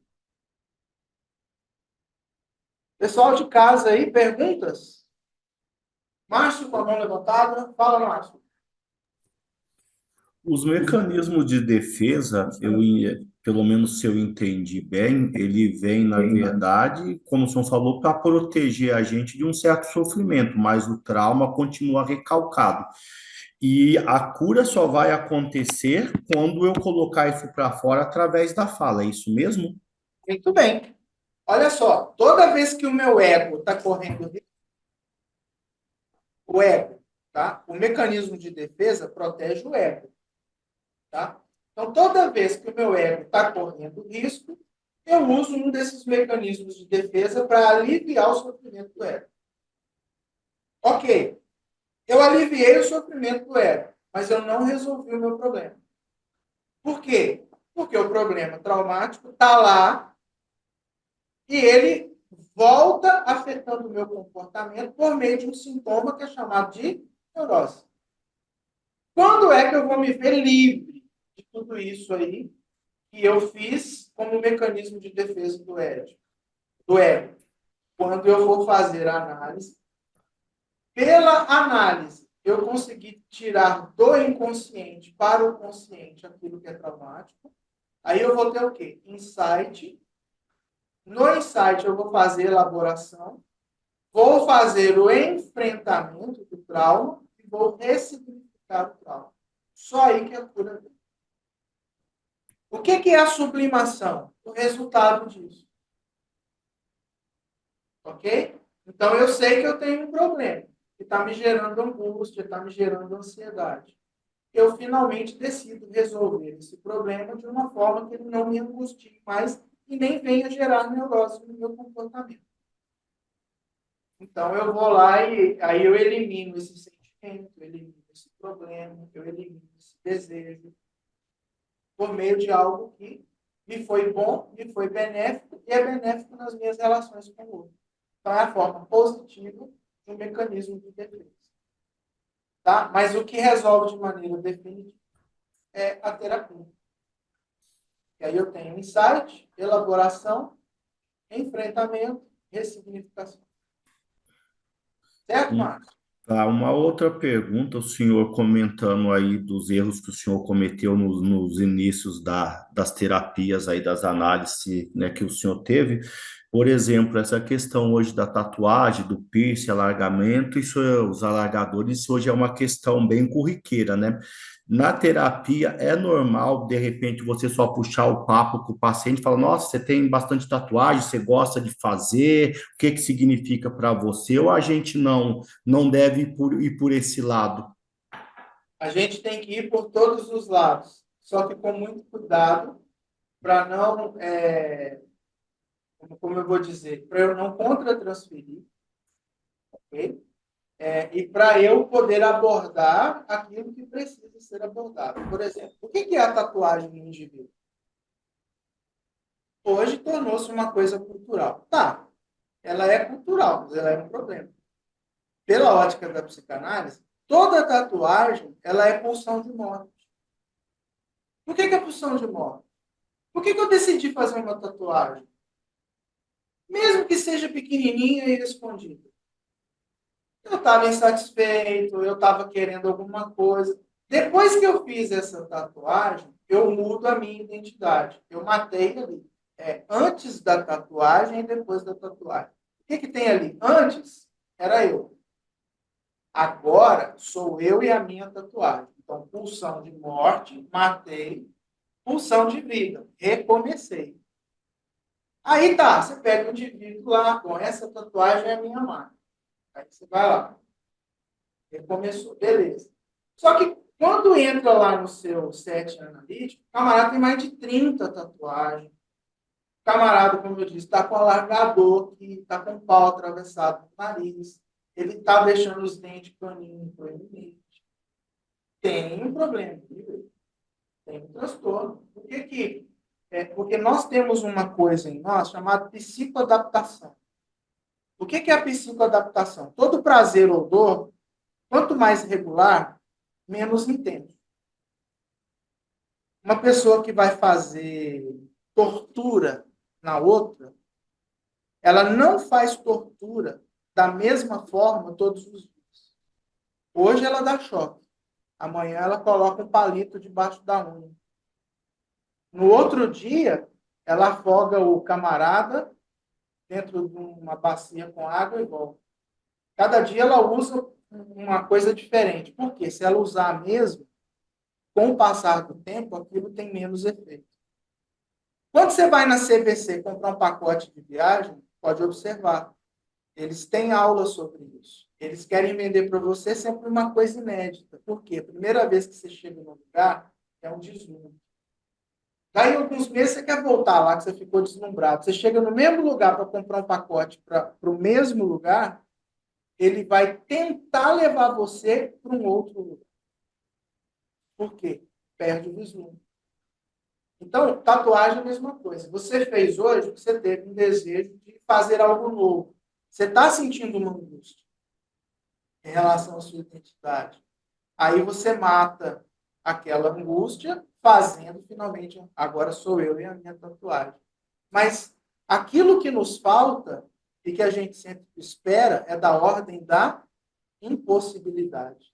Chega um momento que você não tem mais onde colocar tatuagem no corpo. É onde você vai para o alargador, você vai para o piercing no mamilo, piercing no genital, aí pronto.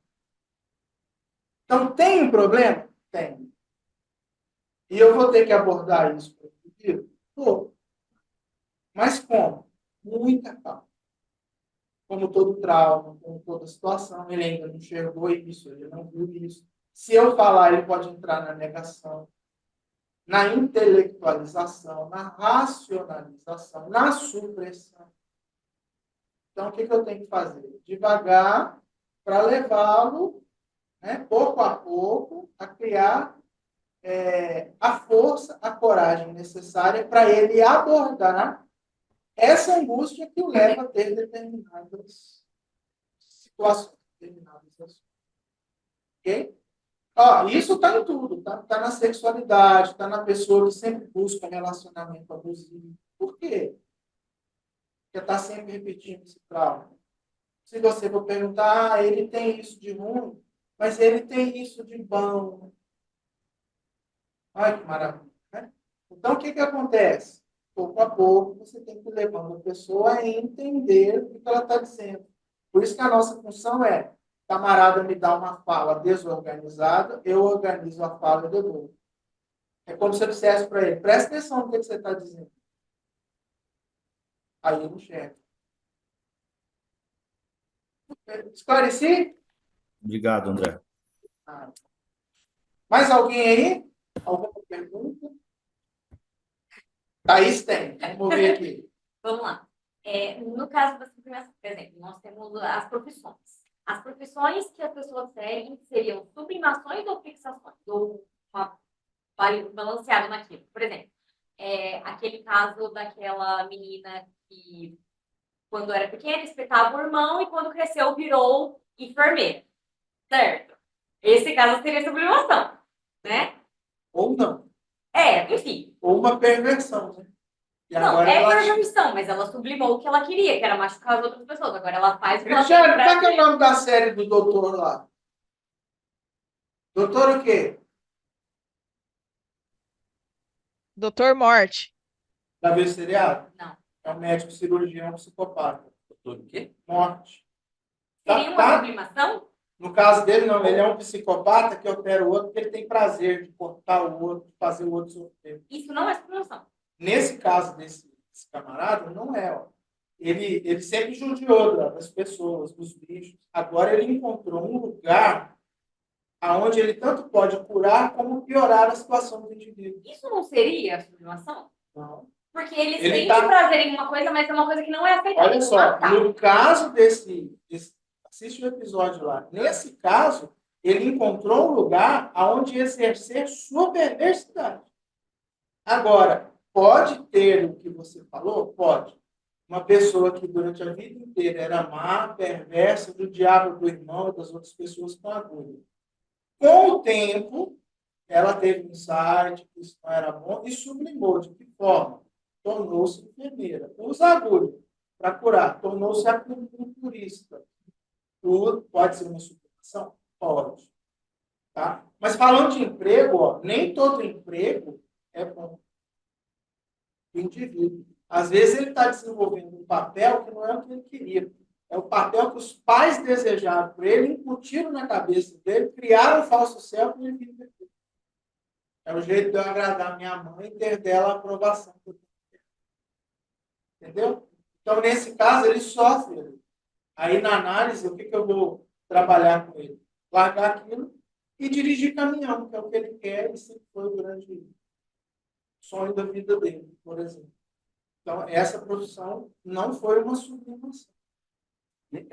Pegando esse gancho, eu vi um caso uma vez de um rapaz que ele foi para análise porque o pai morreu nos braços dele, teve um infarto fulminante e morreu. Quando ele vai chegando na fase mais adulta, ele vira um cardiologista. Ele vira um cardiologista. Nisso, ele começa a trabalhar, tal, muita pesquisa, muita cirurgia, só que ele começa a ficar angustiado. E aí é que ele procura análise. Aí ele vai descobrir que o fato dele ter se tornado um cardiologista foi o fato do pai. Mas ele Pronto. queria vender bijuteria na praia. Ó, vou dar um exemplo de dois irmãos, aonde um recalca e repete o trauma e o outro sublima, vivendo debaixo da mesma condição. Um pai alcoólatra que espanca os filhos. Aí você tem dois irmãos lá, dois filhos. Um cresce, vira alcoólatra, e espanca e bate nos filhos. Repetiu o trauma. O outro abre uma clínica de recuperação de alcoólatra. Sublimou. Sublimou. Então, é possível acontecer? É. Ó, estou trabalhando numa determinada área, mas sinto que não é o que eu queria durante toda a minha vida. Eu fiz isso por outros motivos, por vergonha de ser o que eu sempre fiz, na verdade, mas agora eu adquiri uma maturidade, veio à minha consciência os motivos que me levaram para tal coisa, porque eu quero de verdade é isso. E eu mudo para outro serviço. Isso é uma sublimação? É. Você ressignificou sua vida. E sublimou toda uma situação. Por quê? Porque antes eu estava naquele emprego por outros motivos. Levaram para. Vou te dar um exemplo. Eu tenho lá um colega e o sonho do pai dele é que ele fosse engenheiro. E o sonho dele, desde menino, era ser pastor. O pai falou, não, você vai ser engenheiro. Ele, obedecendo aos pais, o que ele fez? Fez o vestibular, passou na faculdade de engenharia, fez o curso de engenharia e recebeu o diploma. No dia que ele recebe o diploma, ele chega para o pai e fala, está aqui o diploma do seu filho, fiz o que o senhor sempre desejou. Agora, eu vou conseguir. Ó, esse é um indivíduo que se resolveu. Eu não quero desagradar meu pai. Tem uma condição de piano aí. Tá? Então, eu vou tratar meu pai com carinho. Fazer o cumprimento do sonho dele. Ele quer um filho engenheiro, ele vai ter um filho engenheiro. Mas não um filho que vai trabalhar com engenheiro. Fez, entregou o diploma para o pai, o diploma para o parente. Agora eu vou fazer o que eu quero.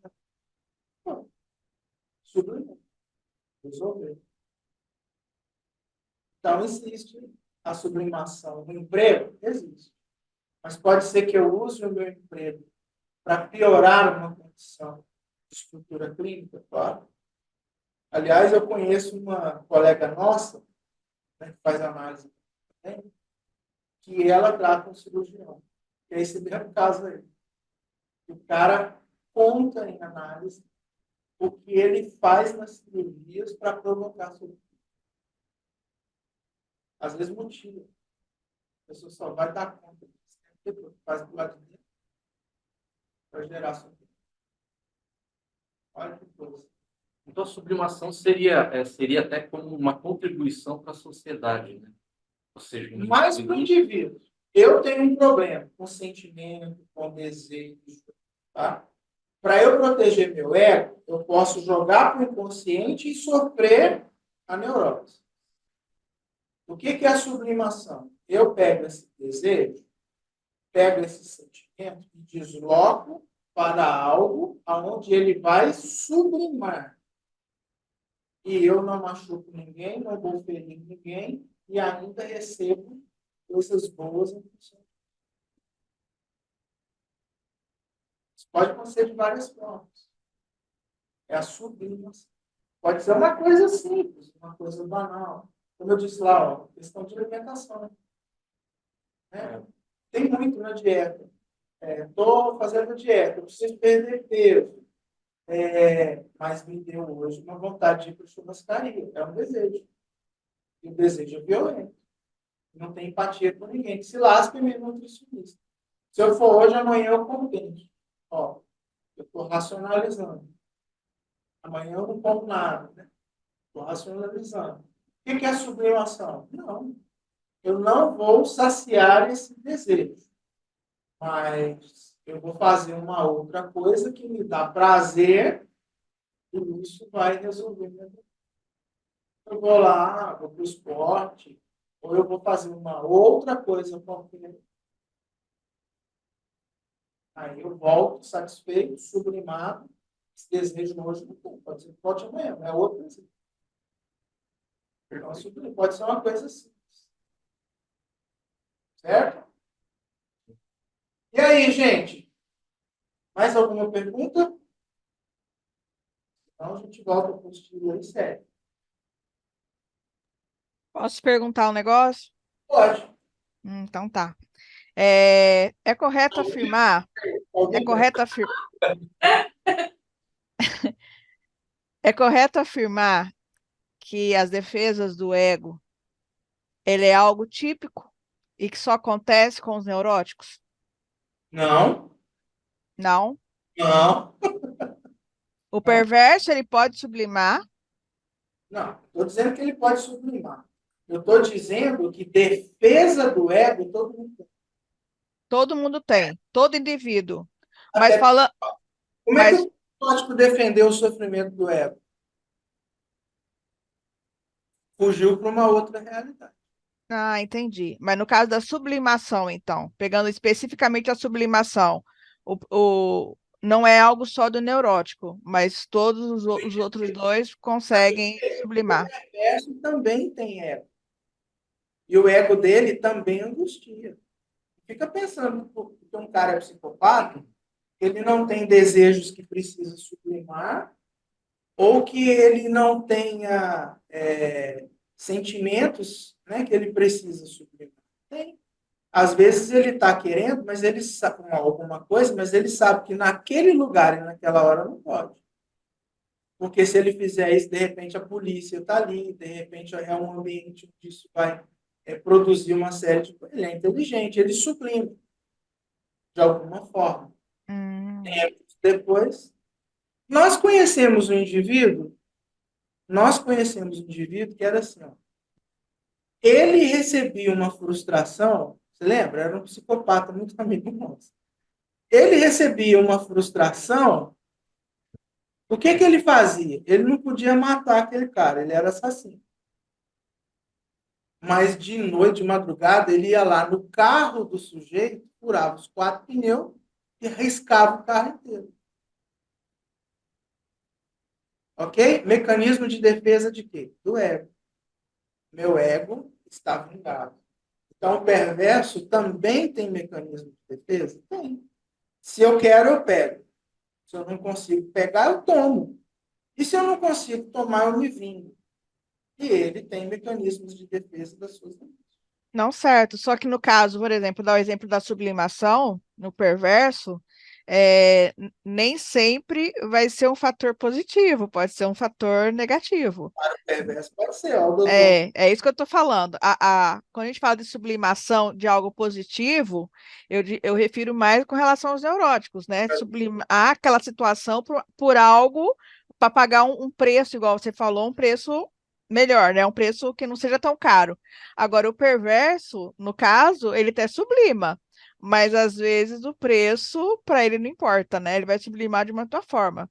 Se ele não pode fazer o que ele pensa, ele vai fazer algo meio genérico tentando alcançar aquele desejo dele que não foi alcançado. Tem Mas todos eles têm esse mecanismo de defesa, só que os resultados, as ações, elas vão ser das mais diversas, tanto para o bem quanto para algo não tão legal. que está pegando para mim é a etiologia da palavra. Quando eu falo de sublimação, me lembra de algo sublime. E eu não posso entender na etiologia da palavra, por exemplo, um perverso fazendo uma perversidade, ele consiga fazer algo que seja sublime. Porque ele não beneficia ninguém, só a si mesmo.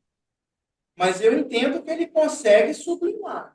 Ele consegue pegar um desejo ruim, tá, por alguém, e ele consegue sublimar sem que isso gere algum problema. Não entendi. Entendi. Então, a minha Para dificuldade entender. está sendo só com a etiologia da palavra. Eu acho que esses exemplos que você deu são exemplos que existem, que acontecem, mas não seriam sublimação, seriam outra coisa. Porque se ele continua ferindo alguém, e é isso que o perverso no sentido do psicopata, né? Se ele está ferindo alguém, é porque ele quer realmente ferir alguém. Então, ele não sublimou nada, ele realizou o desejo. Uhum. Ele foi perverso. Tá? Mas eu entendo assim, sublimação é sempre levando o indivíduo a resolver uma demanda de desejo, ou uma demanda de sentimento, né, que vai produzir situação positiva, não uma situação negativa. Tá bom? André, posso falar mais? Fala alto para o pessoal. Tá. Isso me fez lembrar de um cara que eu conheci, que ele era um assassino. Eu conheci ele mesmo, e atirou mais de 50 pessoas. E depois a polícia atirou nele 22 tiros. Ele morreu e ressuscitou e depois se tornou um pastor. Eu conheci, vi, ele tinha os laudos de autópsia. Esse cara, ele era um psicopata. E depois ele consegue fazer isso. De que ordem que a gente pode entender isso? Oh, existem religiosos psicopatas? Eu acredito que sim. com Vixe, tem um certeza. monte aí que a gente vê. Tá. Já ouviu falar de... Como é que é o nome lá dos sumos? Anás e Caifás? Lembro, bicho. Lembra? Que pegaram testemunhas falsas religiosas. Pastores que exploram a boa-fé das pessoas por causa do dinheiro. Padres pedófilos. Você já ouviu falar de João de Deus? Vixe, tem um... Né? Faz puro e estrupa ao mesmo tempo. É. O que é isso? Isso é o perverso religioso. Agora, tem gente que fala assim, não, o camarada é psicopata, está matando, fazendo um monte de coisa. De repente, ele se converteu e se tornou um pastor. Evidentemente que, quando a gente trata do subjetivo, fica difícil a gente exercer algum conteúdo de valor. Porque o correto, em termos de análise, é a gente fazer o quê? Conhecer a história do paciente, inclusive suas demandas de estrutura clínica, para a gente falar algo com segurança. Tá? Por quê? Pode ser que esse psicopata seja uma outra coisa. Tem graus. Tem graus. Né? Pode ser uma outra situação. Tá? Agora, eu entendo, e é o que Freud coloca nos seus escritos, que uma vez que a estrutura clínica se define, ela não muda. Não estou dizendo que não possa haver mudança no comportamento. Muda o comportamento. Mas o indivíduo continua sendo o que sempre foi. Até na aula lá que eu falei do complexo de Édipo, falei do homossexual, eu falei que na estrutura clínica ele nunca deixará de ser. Ele muda o comportamento. Ah, Jesus me salvou, eu entendo que isso não é certo, então eu não vou praticar mais. E pode ser que o resto da vida ele não pratique, mas vai ter que vigiar o resto da vida. Do mesmo jeito que um alcoólatra para de beber, por questão de convicção de fé, mas vai ter que vigiar o resto da vida. Um drogadito, né, que fumou pedra de crack, cocaína, parou de fazer o uso, mas vai ter que vigiar o resto da vida. Okay? Não tem a chamada cura no sentido assim, deixou de ser. Não, ele parou de fazer. Fique claro. Então, assim, agora dizer assim, é um psicopata, tornou-se um religioso. Pode ser? Pode. Mas a gente, para falar com segurança, se foi mesmo uma conversão de mudança de estrutura, tem que conhecer para falar, olha, é um milagre.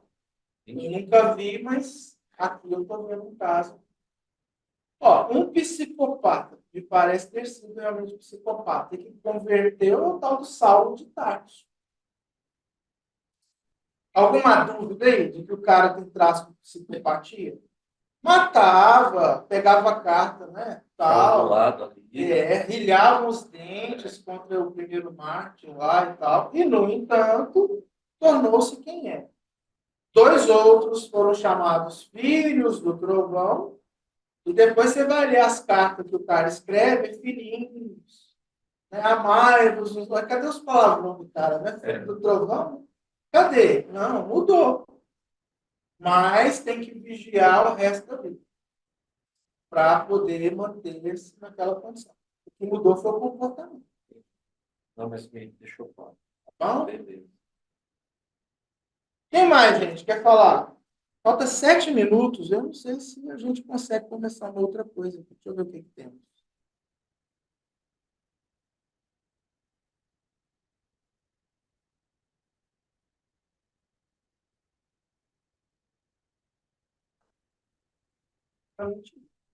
Ó, tem mais 5 minutos. Então vamos lá. Transtornos de personalidade, neuróticos, psicóticos ou perversos. Ok.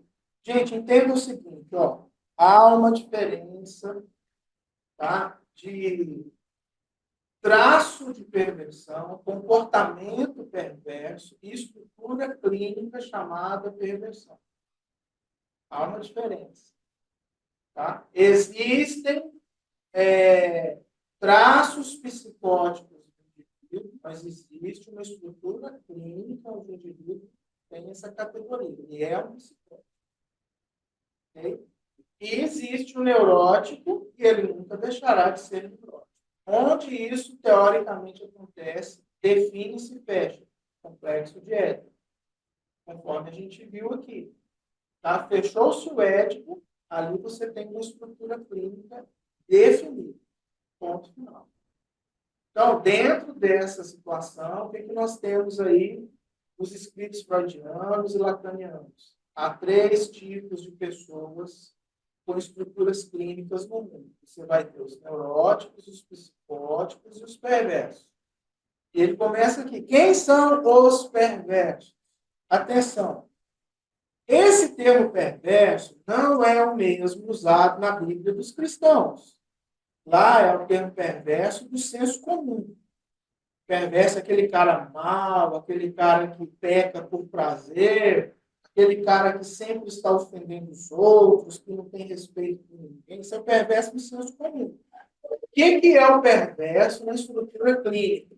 É aquele que, ao invés de sair pela norma, pelo que se espera, ele sai num viés. Tá? Ele sai por um caminho enviesado. Esse é o perverso. Aonde surgiu a perversidade? No complexo de Édipo. O que se esperava do indivíduo? Que ele saísse heteronormativo. Mas ele saiu, pode sair até heteronormativo, mas por um viés chamado perversão. Então, nesse viés da perversidade, ele é uma pessoa que tem uma diferença em relação ao neurótico e outra em relação ao psicótico. O neurótico é a pessoa que sofre porque sabe que tem uma falta e espera encontrar o que falta. Só que aquilo que falta nunca será encontrado. O perverso é a pessoa que encontrou aquilo que falta. Então, para ele foi realidade. Só que aquilo que ele encontrou não é o outro. Olha, vamos lembrar o complexo de Édipo. O complexo de Édipo é: então a minha mãe é do meu pai? Então, eu vou admirar o meu pai e vou procurar alguém como a minha mãe. Ó, eu deixei pai e mãe e saí na direção de quem? Do outro. Okay? Nós falamos isso na latência e falamos isso na genital. A pessoa está deixando pai e mãe e está saindo na direção de outra pessoa, de outro ser. O perverso, ele encontrou o que falta, mas o que ele encontrou não é o outro. O que ele encontrou é um objeto que o enfeitiça. Por isso é chamado de fetiche. Tá? O que é o fetiche? Tudo aquilo que ele encontrou e que torna-se o orgasmo da vida dele, a libido da vida dele, o encanto, o deslumbre, o prazer de toda a vida dele. Por isso que o alcoólatra, quando ele encontra o vício do álcool, ele não larga mais. Por quê? Ele entra na negação e diz: isso não é um problema, eu não quero deixar isso. Por quê? Porque isso é bom demais, isso satisfez a minha necessidade. Eu encontrei o que me falta. Pode ser no viés da sexualidade também. Ele pode ser um pervertido no sentido de sadismo e masoquismo. O que é isso? A relação dele não é com o outro. relação com ele, para ele, né? O vegetal é com os papéis. Eu vou infligir sofrimento no outro. E o masoquista? Eu vou ter o meu orgasmo no sofrimento que o outro me traz. Ó, é um viés. Isso não é normalidade, normatividade. Não se espera isso do ser humano. Nós estamos casados, mas temos prazer na zoofilia. A gente transa com o animal. O viés da sexualidade. Casou com outro. Mas o prazer sexual só vem mesmo na presença do bicho. Então, o que ele encontrou que lhe falta? Aquilo que está no viés. E olha, pode ser que nunca seja preso, pode ser que você nunca descubra que ele transa com cachorro. Nada disso pode ferir outras pessoas. Pode ser um bom marido. Pode ser, né? A mulher que ele tem, pode ser. Pode ser que ele seja um bom trabalhador, pode ser que ele seja um bom vizinho, pague as contas em dia. Entende? Pode ser até frequentador de alguma igreja. E tem aquele viés da perversidade, ninguém fica sabendo. Porque a gente entende assim, o perverso é aquele que faz coisa ruim. Não. Na psicanálise, o perverso é aquele que encontrou algo que o enfeitiça. E ele não vai deixar. Aquilo é dele. Tá? Então, pode ser o álcool? Pode ser a droga? Pode ser esse viés sexual? Pode. Então, é isso que o enfeitiça. É isso que ele vai ancorar a sua relação objetal. Aí ele é o perverso. Dentro da questão do perverso, você encontra esse viés chamado psicopata. Okay? Que é um outro ramo. Tá? Mas já está andando de mão dada também com o psicótico. Já está bem fora da realidade. Mas nesse caso, qual é o viés que ele tem? O viés que ele tem é de viver pelo seu id, não importando se ele prejudica alguém. Na verdade, se prejudicar alguém, ele até dá risada, porque ele não tem empatia, entendeu? Só vê a si mesmo. E vive para a demanda do seu prazer. Então, onde que está o fetiche? Um negócio chamado hedonismo. Eu vivo pelo prazer. Tenho análise hoje. Beleza. Ó, não vou. Por quê? Tem um show no mesmo horário. Vai pro show. Ó, tem hoje lá, eu vou, tá ok. Aí me vem. Por que você não veio? Ah, meu amigo me chamou para ir no bar, que ia ter um showzinho. Ok? Você vai ter muito paciente assim. Você já sabe, é perverso. Por quê? Não leva superego a sério. Tem um compromisso com a análise. Quem falou que a análise é compromisso? Meu compromisso é com o meu hedonismo, com o meu prazer. Se eu tenho um compromisso aqui, mas aparece um prazer no meio, lógico que eu vou prazer. Então, eu sou o quê? Sou um perverso. Entendeu o que é a perversidade? Ó, ao vivenciar no complexo de Édipo, se recusam a aceitar a castração a eles imposta, ok? Então, eles não aceitam essa castração, que é dada, teoricamente, pelo pai, e isso vai gerar duas possibilidades. Primeira, aferir que para eles não existe castração. Assim, não existem limites sociais impostos às suas ações. Tem uma lei ali que diz que eu tenho que parar no sinal vermelho. Você que pensa. Tem uma lei ali que diz que eu tenho que andar 100 por hora. Você pensa. Tem uma lei ali que diz que eu não posso pegar aquilo que não é meu. Você pensa. Eu não tenho essa limitação. Por quê? Eu não aceito castração, eu não aceito imposição de lei. Imposição de regras de princípio. Ó, ele é amoral. Então, ele também não tem moral. Qual a ética dele? A ética dele é uma ética voltada para a satisfação do seu prazer. Ou são eles que impõem limites provenientes da castração aos outros. É o Anás e o Caifás que vão impor e vão sentir prazer nisso, né? Mateus 23, né? Você vê lá uma fala de Jesus criticando os fariseus e escribas. Ele diz assim: vocês convertem um prosélito para depois fazê-lo 2 vezes mais filho do inferno. Com um mosquito, na vida do outro, mas deixam passar um camelo no próprio vida. Então, o que é isso? É o perverso. Tá? É aquele que impõe limites para o outro. Então, o superego existe. Para quê? Para eu usar. Não. Não para mim, usar em mim. Mas para eu usar como uma espada para ferir o outro. Aí, esse cara, quando chega no poder, né, torna presidente, ou é um policial, ou ele, enfim, ele vai chegar no poder, vai usar o poder a seu favor o tempo inteiro. Ele vai cortar o outro com a lei, com a regra. Entendeu aí? Essa coisa do perverso? Gente, eu vou abrir de novo. Eu vou parar a aula por aqui. Se alguém tem perguntas sobre o perverso, essa é a hora.